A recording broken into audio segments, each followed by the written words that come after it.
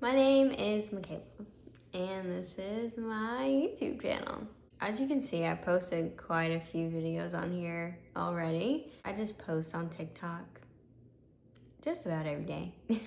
But I've been feeling that I should be posting differently, especially today. Today is Sunday, June 29th. I went to church this morning, and it was a lot.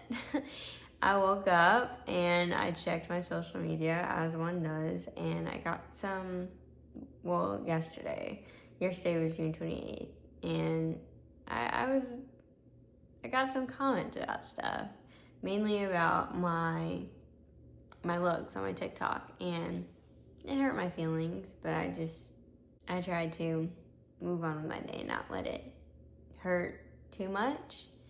But then this morning I woke up to another comment, and it just didn't sit right with me. So my day started off kind of iffy. And the only person I wanted to talk to about it was my mom. But my mom isn't here anymore.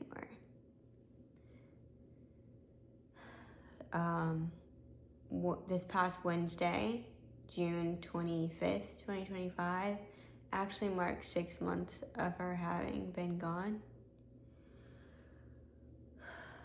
And I just want to share my grief story and how it's going, because grief never ends. That's what I'm learning. My mom was my best friend. She always wanted sisters, and she ended up having three girls. So in a way, she kind of got what she wanted.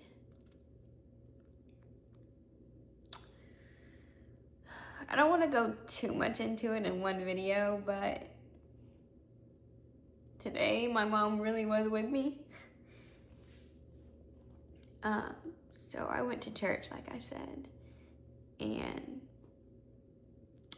the worship song was going.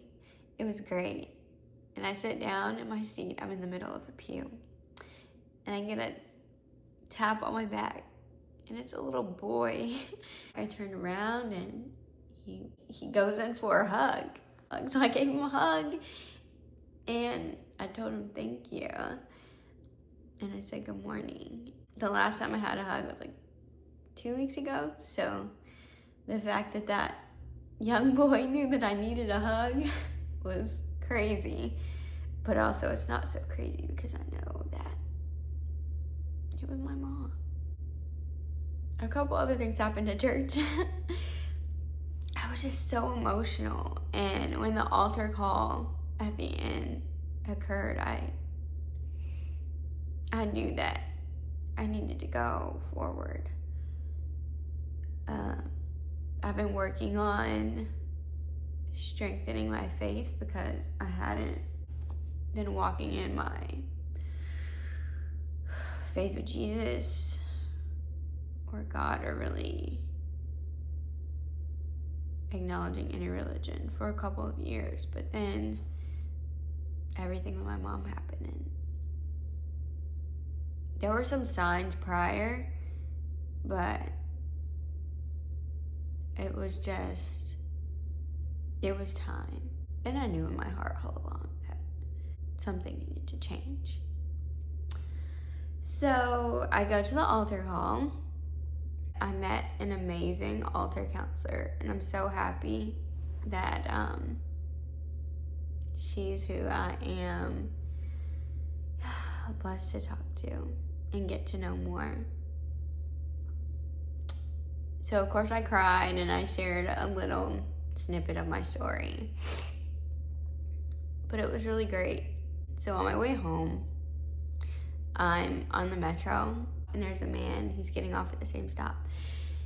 And as the metro is starting to slow down for the stop. The man goes, not trying to be like weird or any funny business. I just wanted to tell you that you're beautiful. I've been looking at you and you're just really beautiful.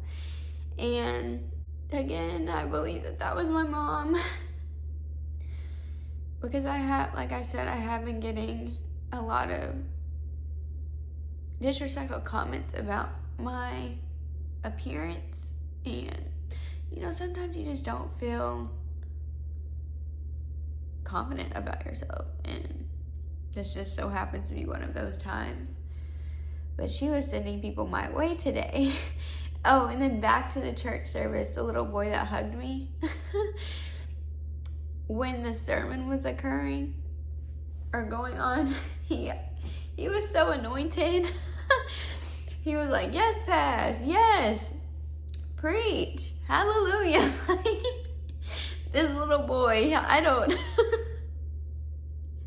all I could do was laugh because it was so cute, and it was just, but he felt it. And my grandma, she got vocal in church too. So I think that I got a little bit of my mom and my grandma today in church. With all that being said, with the sermon that was spoken today, it was about your calling and shining in it. And I feel like I've been nudged to start talking about what happened and what I've been through and sharing my testimony, because I love helping others. And the longer I keep my testimony and my story to myself, the longer it'll take for someone that needs to hear my story to resonate with it and to help them. So that's what this is. I'm sorry it took me so long, but I'm excited for this journey that all of us are going to experience together. So thank you for your time, and I can't wait for our next video together. Bye.